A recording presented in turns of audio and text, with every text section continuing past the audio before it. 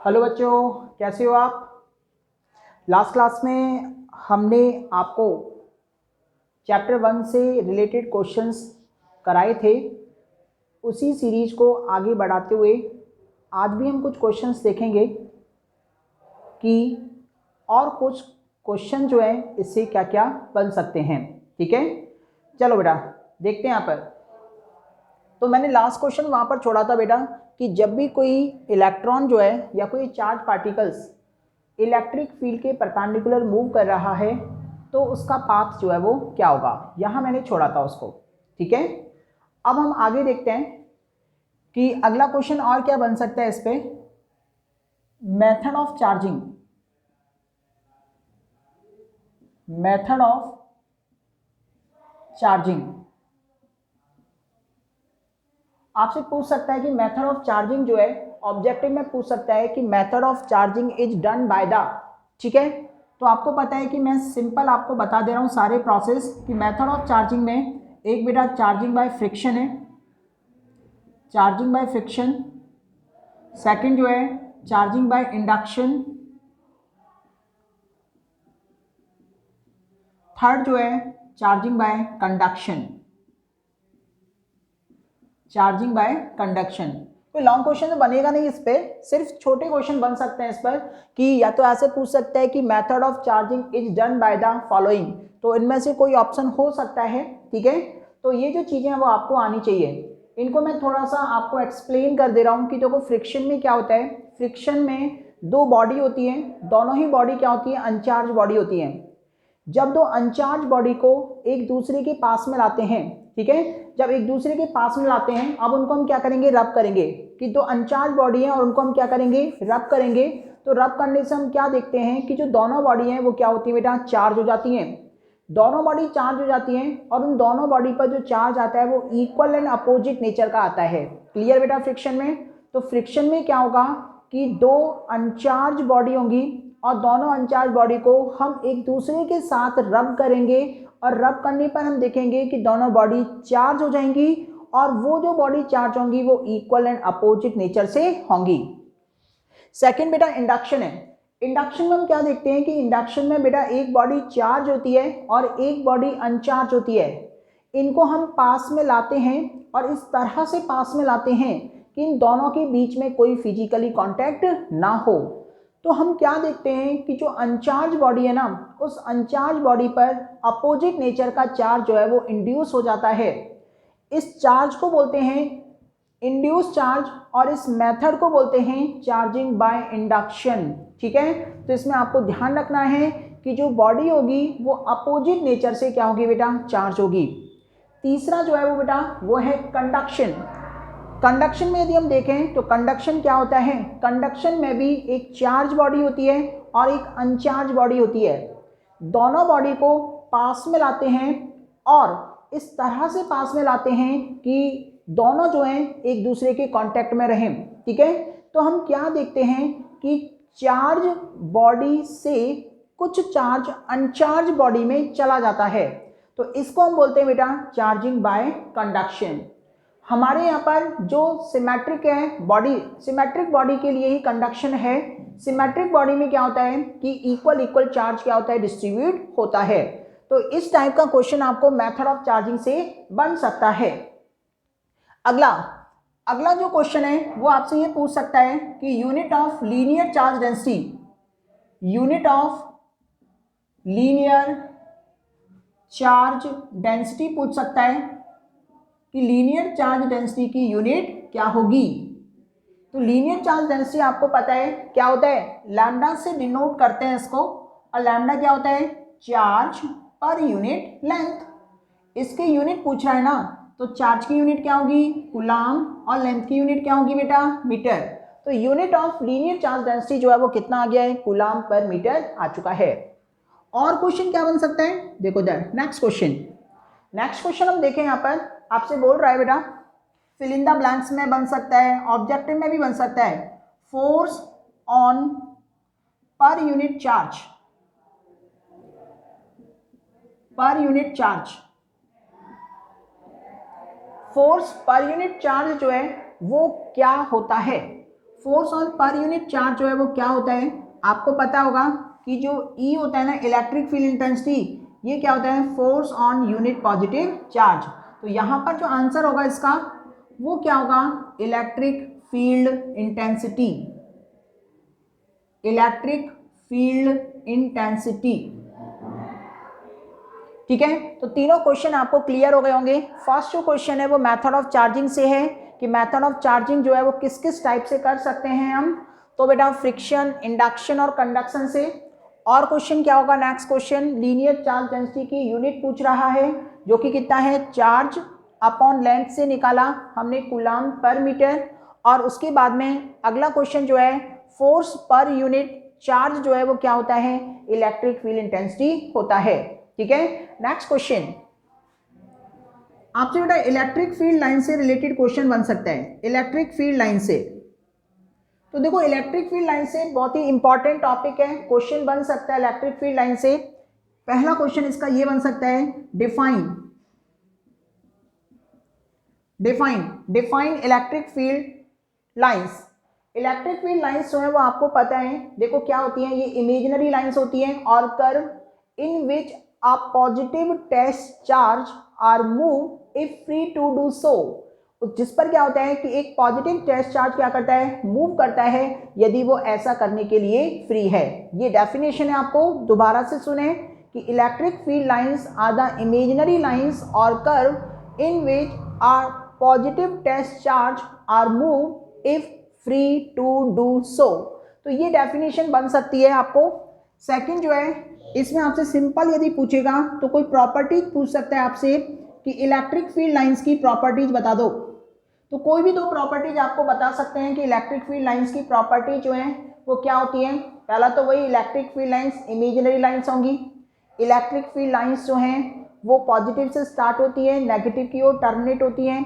Next, और हम बोल सकते हैं कि electric field lines does not form close loop नहीं बनाती हैं। ठीक है, और हम लिख सकते हैं कि इलेक्ट्रिक फील्ड लाइंस की किसी भी पॉइंट पर जो टेंजेंट ड्रॉ होती है उसको हम क्या बोलते हैं, उस पॉइंट पर इलेक्ट्रिक फील्ड इंटेंसिटी की डायरेक्शन बोलते हैं। ठीक है, तो ये सारी चीजें आपको बोल सकता है।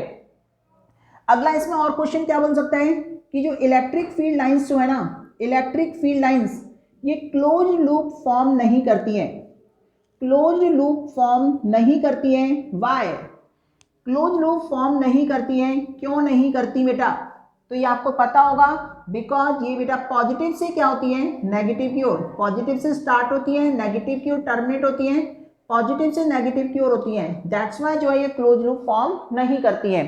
ये भी क्वेश्चन आपसे पूछ सकता है। और क्वेश्चन क्या पूछ सकता है इसी में कि इलेक्ट्रिक फील्ड लाइंस, दो इलेक्ट्रिक फील्ड लाइंस जो हैं वो एक दूसरे को इंटरसेक्ट नहीं करती हैं, कि two electric field lines never intersect each other. Why, तो यहां पर जो है आपको ये भी क्वेश्चन बन सकता है, because at the point of intersection जो है वो टू इलेक्ट्रिक फील्ड इंटेंसिटी की डायरेक्शन मिलेंगी बेटा, क्योंकि इस पॉइंट पर टेंजेंट ड्रॉ करें तो ये, इस पॉइंट पर टेंजेंट ड्रॉ करें तो ये, तो at the point of intersection जो है इलेक्ट्रिक फील्ड इंटेंसिटी की दो डायरेक्शन जो है वो इम्पॉसिबल है।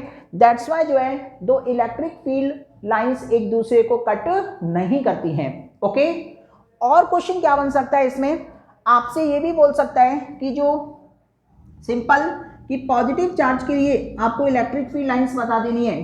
तो पॉजिटिव चार्ज के लिए इलेक्ट्रिक फील्ड लाइंस जो हैं वो रेडियली आउटवर्ड होती हैं, रेडियली आउटवर्ड पॉजिटिव चार्ज के लिए पूछ सकता है। ठीक है, नेगेटिव चार्ज के लिए पूछ सकता है। नेगेटिव चार्ज के लिए क्या होती है बेटा, इनवर्ड होती हैं, रेडियली इनवर्ड। ठीक है, डाइपोल के कारण भी पूछ सकता है। डाइपोल के कारण जो इलेक्ट्रिक फील्ड लाइंस हैं वो हमने बनाया हुआ है। देखो डाइपोल क्या होता है, एक प्लस और एक क्या होता है बेटा, माइनस। ठीक है, तो प्लस और माइनस, इसमें विशेषकर आपको ध्यान रखना है कि इलेक्ट्रिक फील्ड लाइंस प्लस से स्टार्ट होंगी नेगेटिव की ओर, तो यहाँ पर प्लस से आउटवर्ड। ठीक है, ये ऐसा, इधर माइनस से अंदर की ओर, तो ये क्या बेटा, डाइपोल के कारण है। तो इलेक्ट्रिक फील्ड लाइंस का क्वेश्चन आपको इस तरह से बन सकता है। ठीक है, और आगे हम देखते हैं कि और इस चैप्टर से और क्वेश्चन कैसे कैसे फ्रेम होंगे। तो जितनी भी कॉम्बिनेशन है इस चैप्टर से वो सारे मैं आपको करा दे रहा हूं जिससे कि आपको कोई दिक्कत ना हो। फिर भी यदि आपको कोई डाउट है तो बेटा आप कमेंट बॉक्स में लिख करके आप बता सकते हैं कि आपको क्या प्रॉब्लम है। ठीक है, देखो बेटा और छोटे छोटे न्यूमेरिकल ऐसे बन सकते हैं। नेक्स्ट क्वेश्चन, तो नेक्स्ट क्वेश्चन क्या बोल रहे हैं कि कोई एक पॉइंट चार्ज है Q इक्वल टू 1 कूलम, आपसे बोल रहे हैं कि इस चार्ज के कारण आपको 3 मीटर डिस्टेंस पर, ठीक है, क्या करना बेटा, एक पॉइंट है जहां पर आपको electric field intensity find out करनी है। तो आपको इलेक्ट्रिक फील्ड इंटेंसिटी 3 मीटर की डिस्टेंस पर फाइंड आउट करनी है, किसके कारण, 1 कूलम चार्ज के कारण। तो आपको पता है बेटा ऐसा क्वेश्चन भी बन सकता है, तो पता है E इक्वल टू कितना होता है पॉइंट चार्ज के कारण, KQ upon R square. KQ upon R square electric field intensity होती है। K की वैल्यू पुट कर सकते हैं आप 9 into 10 to the power 9, Q कितना है 1, R कितना है 3 का स्क्वायर है, तो मैं डायरेक्ट 9 लिख दिया है, तो 9 से 9 कैंसिल आउट हो जाएगा, 10 टू दी पावर 9 वोल्ट पर मीटर। तो ये क्या बेटा, अगला क्वेश्चन छोटा कोई न्यूमेरिकल बन सकता है। ठीक है, अब मैं जो क्वेश्चन कराने जा रहा हूँ वो बहुत ही इंपॉर्टेंट क्वेश्चन है। ठीक है, ये बोल रहा है बेटा 9E कोई एक चार्ज है, 9E और एक चार्ज है बेटा 4E प्लस का 4E। ठीक है, एक 9E चार्ज है और एक 4E चार्ज है और इसके बीच का सेपरेशन जो है वो कितना दे रखा बेटा, 15 सेंटीमीटर गिवन है, R की value 15 centimetre.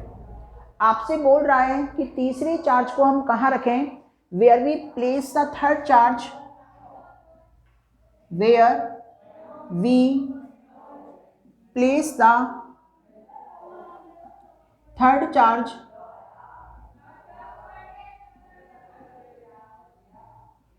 Charge Q such that system is in equilibrium। तो आपसे क्या बोल रहा है कि तीसरे चार्ज को हम कहाँ रखें जिससे कि सिस्टम जो है वो इक्विलिब्रियम में रहे। तो बेटा आपको ध्यान क्या रखना है, आपको ध्यान ये रखना है बेटा, जब लाइक चार्जेज होंगे ना, लाइक चार्जेज होंगे तो आपको तीसरे चार्ज को इनके बीच में ही रखना है जिससे कि सिस्टम जो है वो इक्विलिब्रियम में रहे। कैसे देख सकते हैं बेटा, इधर आपको पता है, जब सपोज बेटा मैं मान लूँ यहाँ पर कोई पॉइंट P है और यहाँ पर मैंने कोई चार्ज को रख दिया है Q। ओके, और देखें बेटा कि इस चार्ज पर, इस चार्ज के कारण फोर्स लगेगा, तो ये चार्ज इस वाले चार्ज को इधर रिपेल करेगा, इसको मैंने बोला 1, इसको मैंने बोला 2, तो ये किसके कारण है बेटा, 1 के कारण।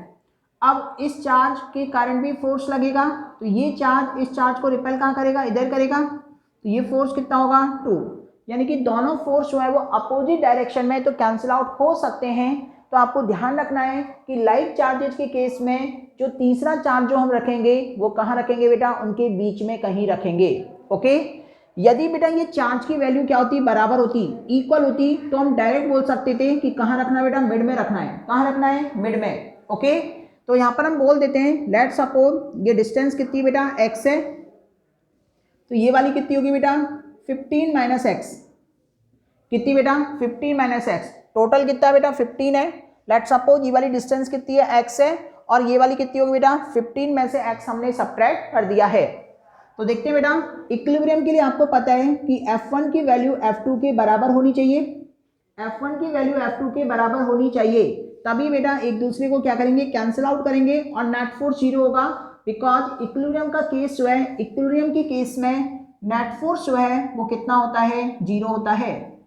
तो देखो F1 देखें, तो F1 कितना होगा, K Q1 Q2 अपॉन ये वाला सेपरेशन, तो K Q1 Q2 कितना है 9E अपॉन एक्स स्क्वायर। ठीक है, K Q1 Q2 upon x square, इधर कितना होगा K Q1 कितना है बेटा 4E, Q2 कितना है Q अपॉन कितना 15 माइनस एक्स का होल स्क्वायर। किसी को कोई प्रॉब्लम?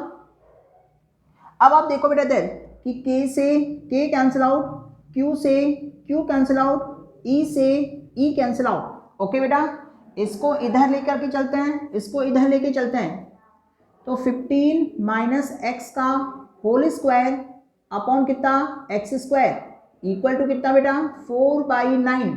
ओके, इसका मैं स्क्वायर रूट ले रहा हूँ, कैलकुलेशन आसान हो जाएंगी। 15 minus x upon x equal to कितना बेटा 2/3। क्रॉस मल्टीप्लाई करते हैं, कितना होगा 45 माइनस का 3x इक्वल टू 2x।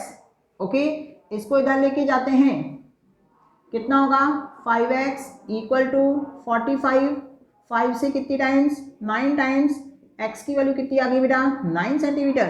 तो x की वैल्यू जो है वो 9 सेंटीमीटर आ चुकी है। तो फर्स्ट चार्ज से 9 सेंटीमीटर है और सेकंड वाले चार्ज से कितना 15 माइनस 9 6 सेंटीमीटर। तो बहुत ही अच्छा क्वेश्चन है, लेकिन आपको ध्यान रखना है कि जब दो लाइक चार्जेज होंगे तो न्यूट्रल पॉइंट जो है जहां पर फोर्स जीरो होगा वो कहां पर मिलेगा, उनके कहीं बीच में मिलेगा। ठीक है, अगला क्वेश्चन देखते हैं। ऐसा ही क्वेश्चन और कराऊंगा मैं, वो भी बहुत ही फेमस क्वेश्चन है, बहुत ही अच्छा क्वेश्चन है। अगला बोल रहा है बेटा मैथमेटिकल फॉर्म पूछ सकता है आपसे गाउस लॉ की, mathematical form of Gauss law, mathematical form of Gauss law. Gauss law की मैथमेटिकल फॉर्म पूछ सकते हैं। तो आपको पता होगा कि गाउस लॉ की मैथमेटिकल फॉर्म क्या है कि close integration of E dot D S, जिसको हम क्या बोलते हैं बेटा फ्लक्स, जो कि कितना होगा sigma Q upon epsilon nought. ये क्या बेटा mathematical form of Gauss law, ये भी आपसे पूछ सकता है। अगला क्वेश्चन जो है आपको बोल रहा है if Q1 Q2 less than 0 है then find the nature of force, then find the nature of force. Nature of force आपसे पूछ सकता है कि नेचर ऑफ फोर्स क्या होगा। तो ऐसा क्वेश्चन ग्रेटर का भी हो सकता है, लेस का भी हो सकता है। आपको पता है बेटा चार्ज का प्रोडक्ट जो है वो 0 से लेस है। चार्ज दो टाइप के होते हैं, कौन कौन से, प्लस और माइनस। कॉम्बिनेशन क्या क्या बन सकते हैं, plus comma plus, plus comma minus, minus comma plus, minus comma minus, ये कॉम्बिनेशन बन सकते हैं। अब आप देखें कि प्लस का मल्टीप्लाई प्लस से करेंगे तो प्लस ही आता है, प्लस का मल्टीप्लाई माइनस से करेंगे माइनस आएगा, माइनस का मल्टीप्लाई प्लस से करेंगे माइनस आएगा, और माइनस का मल्टीप्लाई माइनस से करेंगे क्या आएगा प्लस। तो आप क्या देख रहे हो, ये तो पॉजिटिव नंबर है तो ग्रेटर देन 0, ये भी ग्रेटर देन 0 होगा, लेकिन ये दोनों जो है वो लेस देन 0 होंगे। तो नेचर की यदि हम बात करें तो जो आप देखें कि एक चार्ज जो है वो क्या है पॉजिटिव है, तो दूसरा चार्ज क्या है बेटा नेगेटिव है। इट मीन्स दोनों चार्ज जो है वो क्या है बेटा अनलाइक है। और आपको पता है कि अनलाइक चार्जेज जो हैं वो क्या करते हैं बेटा एक दूसरे को अट्रैक्ट करते हैं। तो नेचर ऑफ फोर्स जो है वो क्या होगा बेटा अट्रैक्टिव होगा, क्या होगा अट्रैक्टिव। तो नेचर ऑफ फोर्स की यदि हम बात करते हैं तो क्या होगा अट्रैक्टिव। क्लियर बेटा यहाँ तक, ये आपको पूछ सकता है। अगला क्वेश्चन जैसे बेटा अभी मैंने लीनियर चार्ज डेंसिटी बताई थी, ऐसे ही charge per unit volume, charge per unit volume कुछ भी पूछ सकता है कि क्या होगा। चार्ज पर यूनिट वॉल्यूम को हम क्या बोलते हैं बेटा वॉल्यूम चार्ज डेंसिटी बोलते हैं, जिसको रो से डिनोट करते हैं, और ये होती है volume charge density, volume charge density होती है। ठीक है, तो ये क्या है बेटा चार्ज पर यूनिट वॉल्यूम जो है उसको हम क्या कहते हैं वॉल्यूम चार्ज डेंसिटी। क्लियर यहाँ तक। और भी आपसे पूछा गया है, ऐसे पूछ रहा है कि surface integral of, surface integral of, surface integral of electric field क्या होगा। घुमा दिया है क्वेश्चन। सरफेस इंटीग्रल का मतलब क्या होता है बेटा E डॉट डी एस, ये होता है सरफेस इंटीग्रल। और ये आपको पता है क्या होता है बेटा ये फ्लक्स होता है। क्या होता है फ्लक्स। कौन सा फ्लक्स बेटा इलेक्ट्रिक फ्लक्स, इलेक्ट्रिक फ्लक्स होता है। और क्या लिख सकते हैं इसको sigma Q upon epsilon not, sigma Q upon epsilon not भी लिख सकते हैं, जो कि गाउस लॉ को रिप्रेजेंट करता है। क्लियर बेटा तक? और कुछ क्वेश्चन देखते हैं। आज हम जितने भी क्वेश्चंस बन रहे थे छोटे वाले वो हम देख ले रहे हैं। कल हम जो स्टार्ट करेंगे वो लॉन्ग क्वेश्चन करेंगे। 4-5 लॉन्ग क्वेश्चंस हैं जिनको मैं 2 वीडियोज में या 3 वीडियोज में कवर कर दूंगा, और हमारा ये चैप्टर 1 जो है जितने भी क्वेश्चन बन रहे हैं वो फिनिश हो जाएंगे। ओके, अगला बोल रहा है, अगला question, if the speed of charge body, if the speed of charged body is double, then यदि कोई चार्ज बॉडी है उसकी स्पीड को क्या कर रहे हैं बेटा, डबल कर रहे हैं, देन चार्ज एज,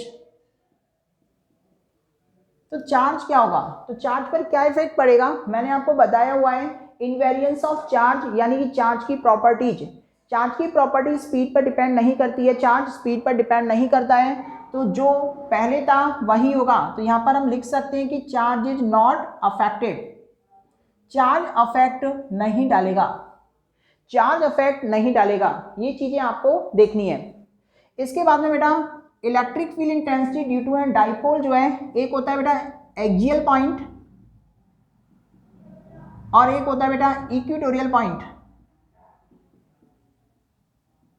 बहुत ही इंपॉर्टेंट है। एक्सियल पॉइंट पर आपको पता है कितना होता है, 2 kp अपॉन आर क्यू होता है। इक्वेटोरियल पर कितना होता है बेटा, kp अपॉन आर क्यू। इनका रेशियो पूछ सकता है कि इनका रेशियो क्या होगा, तो इनका रेशियो यदि हम देखें तो E axial upon E equatorial कितना होगा, 2 kp अपॉन R Q into R Q upon kp। kp से kp गया, आर क्यू से आर क्यू गया, 2:1। तो ये ध्यान रखना है आपको कि एक्सियल और इक्वेटोरियल का रेशियो 2:1 होता है। यहाँ पर इस क्वेश्चन को घुमाता है बेटा कि जो इक्वेटोरियल ना, इसका एक नया नाम और देता है, इसको ट्रांसवर्स भी बोलते हैं बेटा, ट्रांसवर्स पॉइंट, ट्रांसवर्स पॉइंट बोलते हैं। और एक्सियल को क्या बोलते हैं बेटा, लॉन्गिट्यूडनल बोलते हैं। क्या बोलते हैं, लॉन्गिट्यूडनल। बस ये ध्यान रखना है आपको कि जो एक्सियल पॉइंट होता है वो लॉन्गिट्यूडनल पॉइंट होता है, और इक्वेटोरियल जो होता है वो क्या होता है, ट्रांसवर्स। यदि आपको लॉन्गिट्यूडनल अपॉन ट्रांसवर्स पूछ रहे हैं तो भी 2:1 होगा। तो ये चीज़ देख लें, आप में आपको जो है कंफ्यूज नहीं होना है कि क्या पूछ रहा है। इक्वेटोरियल, ट्रांसवर्स, एक्सियल, लॉन्गिट्यूडनल दोनों ही क्या है बेटा, सेम है। क्लियर बेटा यहाँ तक? तो ये कंडीशंस आपको यहाँ पर देखनी है बेटा। ओके, ठीक है। अगला क्वेश्चन, अगला क्वेश्चन देखो बेटा, और क्या बन सकता है कि जो इनफाइनाइट लेंथ का कंडक्टिंग वायर है, ठीक है, इसके कारण आपको लीनियर चार्ज डेंसिटी कितनी बेटा, लैम्डा है। इसके कारण आपको ये भी पूछ सकता है इसका ग्राफ जो है वो क्या होगा, ई और आर के बीच में। तो आपको पता है ई कितना होता है, 2k लैम्डा अपॉन आर। तो ग्राफ जो है ई और आर के बीच में जो ग्राफ बनेगा वो क्या बनेगा बेटा, हाइपरबोला बनेगा। क्या बनेगा, हाइपरबोला। ओके, ये भी पूछ सकता है ई और 1/r के बीच में, यदि पूछे तो ई और 1/r के बीच में तो ग्राफ क्या होगा बेटा, स्ट्रेट लाइन होगा। क्या होगा, स्ट्रेट लाइन। क्लियर बेटा तक? तो ये क्वेश्चन जो है वो आपके और बन सकते हैं। एक क्वेश्चन और करा रहा हूं बेटा, एक 2 क्वेश्चन और करा रहे हैं, वो बस 2 क्वेश्चन और यहाँ पर हमारे शॉर्ट क्वेश्चन जो है वो फिनिश होते हैं। मच मोर देन सफिशिएंट है। ये आप क्वेश्चंस करोगे तो आपको जो है बोर्ड पॉइंट ऑफ व्यू से कोई परेशानी नहीं होगी। ठीक है, अगला क्वेश्चन क्या कह रहा है, एन इलेक्ट्रॉन एंड प्रोटॉन, एक इलेक्ट्रॉन है और एक प्रोटॉन है, are placed in uniform electric field. बहुत ही फेमस क्वेश्चन है, ये भी काफी बार पूछा गया एग्जामों में। An electron and proton are placed in uniform electric field, uniform electric field, then find the ratio of their acceleration। आपको इनके एक्सेलरेशन के रेशियो फाइंड आउट करने हैं। ठीक है, तो आपको पता है कि जो F है वो कितना होता है, ma के बराबर होता है, और F जब यूनिफॉर्म फील्ड में रखे होंगे, फील्ड में रखा होता है तो चार्ज क्या होता है, Q होता है, और फोर्स कितना लगता है, QE। तो यहाँ से हम देख सकते हैं कि जो QE है वो किसके बराबर है, ma के। तो A बराबर कितना होगा बेटा, QE अपॉन M। A बराबर कितना, QE अपॉन M।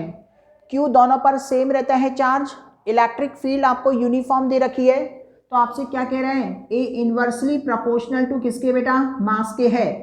तो यदि आपसे इलेक्ट्रॉन का अपॉन प्रोटॉन का पूछ रहा है मास, तो कितना होगा, mass of proton upon mass of electron. ये भी बेटा बहुत ही अच्छा क्वेश्चन है, ठीक है, कि जब एक इलेक्ट्रॉन और एक प्रोटॉन जो है वो यूनिफॉर्म फील्ड में रखे हैं तो इनके एक्सेलरेशन का रेशियो क्या होगा।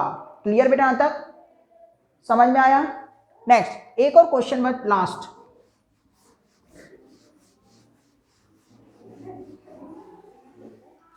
एक और लास्ट क्वेश्चन देखते हैं। बहुत ही अच्छा क्वेश्चन, यदि पेपर टफ हो गया तो टफनेस के साथ में क्वेश्चन ये कि एक चार्ज Q है, ये भी चार्ज Q है, और इनके बीच का सेपरेशन जो है वो कितना है बेटा, D है। इनके बीच का सेपरेशन कितना बेटा, D। तो आपको बताना है, यहाँ पर कोई तीसरा चार्ज रख रहा है Q, तो आपसे बोल रहा है what is the value of Q, what is the value of Q such that system is in equilibrium। कि Q की वैल्यू क्या होगी। पहले तो पोजीशन पूछी थी आपको पहले क्वेश्चन में, यहाँ पर Q की ही वैल्यू पूछ रहा है जिससे कि सिस्टम जो है वो क्या है बेटा, इक्विलिब्रियम में रहे। तो मैंने आपको बताया था कि जब बेटा चार्ज सेम होंगे ना तो पोजीशन निकाल लेना, मैं निकाल नहीं रहा हूँ, आपको हिंट दे रहा हूँ, और ट्रिक भी है। क्या होगा बेटा, सेंटर में होगा ये D/2, कितना बेटा, D/2। जब ये चार्ज बराबर होंगे ना तो इसका न्यूट्रल पॉइंट जो है वो कहाँ मिलेगा बेटा, D/2 पर होगा। ये आप निकाल करके देख सकते हो। ओके, अब आपसे बोल रहा है इस Q की वैल्यू क्या होगी जिससे कि सिस्टम जो है वो इक्विलिब्रियम में रहे। तो आपको पता है कि इक्विलिब्रियम के लिए नेट फोर्स कितना होता है, 0 होता है। तो आप किसी भी चार्ज पर नेट फोर्स निकाल लें और उस नेट फोर्स को 0 के बराबर रखें, और 0 के बराबर रखेंगे तो आपके पास आंसर आ जाएगा। तो मैं बोल दे रहा हूं, ये बेटा फर्स्ट चार्ज, ये क्या बेटा, सेकंड चार्ज, इस वाले चार्ज पर मैं बोल दे रहा हूं कि इस चार्ज पर नेट फोर्स 0 होगा। तो नेट फोर्स 0 होने के बाद आप देखेंगे कि इस पूरा सिस्टम जो है इक्विलिब्रियम में रहेगा। तो यहां पर मैं बोल दे रहा हूं कि नेट फोर्स ऑन चार्ज, यहां पर इसको 3 बोल दे रहे हैं, 3 कितना होना चाहिए बेटा, 0 होना चाहिए। क्या होना चाहिए, 0। तो नेट फोर्स ऑन चार्ज 3 0 कैसे होगा। अब आप देखो कि इस चार्ज पर कौन कौन से चार्ज फोर्स लगा रहे हैं, ये भी लगाएगा और ये भी लगाएगा, दोनों लगाएंगे। ये वाला जो है इस वाले चार्ज को रिपेल इधर ही करेगा, इसको मैं बोल दे रहा हूँ F1। क्या बोल दे रहा हूँ, F1, ठीक है। ये वाला दूसरा वाला चार्ज, हाँ बेटा एक चीज और मैं आपको हिंट दे रहा हूँ, देखो ये वाला चार्ज उधर लगाएगा, इस चार्ज की वैल्यू पूछ रहा है ना, इस चार्ज की वैल्यू, तो ये वाला चार्ज फोर्स कहाँ लगाए इस पर जिससे कि ये इक्विलिब्रियम में रहे। तो आपको क्लियर हो रहा है कि यदि ये चार्ज इधर फोर्स लगाए ना तभी एक दूसरे को कैंसिल आउट करेंगे। तो ये चार्ज इधर फोर्स कब लगाएगा, जब इसका नेचर क्या होगा बेटा, नेगेटिव होगा। तो आप ऑप्शन देख सकते हैं और नेगेटिव जहां आ रहा है उसको टिक कर सकते हैं। लेकिन बात ये आती है कि एक से ज्यादा नेगेटिव हो गए तो कोई दिक्कत नहीं है, हम तो यही बोलेंगे कि ये वाला चार्ज भी फोर्स कहाँ लगा रहा है बेटा, इधर ही लगा रहा है। कहाँ लगा रहा है, इधर, क्योंकि प्लस का है इधर ही रिपेल करेगा। तो F1 प्लस F2 बराबर कितना बेटा, 0। अब देखो F1 कितना है, इसको भूल जाएंगे, K Q1 Q2 अपॉन कितना, R², K Q² अपॉन कितना, D² प्लस इसके कारण देखें K Q capital Q upon distance कितनी है बेटा, D/2, तो D²/4 इक्वल टू 0। इसको इधर पहुंचा दें, K Q² upon D² equal to minus का K Q capital Q into 4 upon D²। D² से D² खत्म, K से K खत्म, एक Q से एक Q खत्म, हमें कैपिटल क्यू चाहिए था ना, तो कैपिटल क्यू इधर कितना बेटा small Q upon 4 with negative sign, ये आ गया इसका आंसर कि क्यू की वैल्यू कितनी होगी माइनस का क्यू बाय 4 होगी। ठीक है, तो ये बहुत बहुत ज़्यादा अच्छा क्वेश्चन है। आपको अब तक जो है वो पोजीशन ही पूछी है, मे बी हो सकता है आपसे चार्ज ही पूछ ले कि वो चार्ज क्या है। ठीक है बेटा, तो एक और क्वेश्चन मेरे माइंड में आ रहा है, वो भी आप देख लें यहाँ पर कि electric flux due to unit positive charge, electric flux due to unit positive charge placed in air,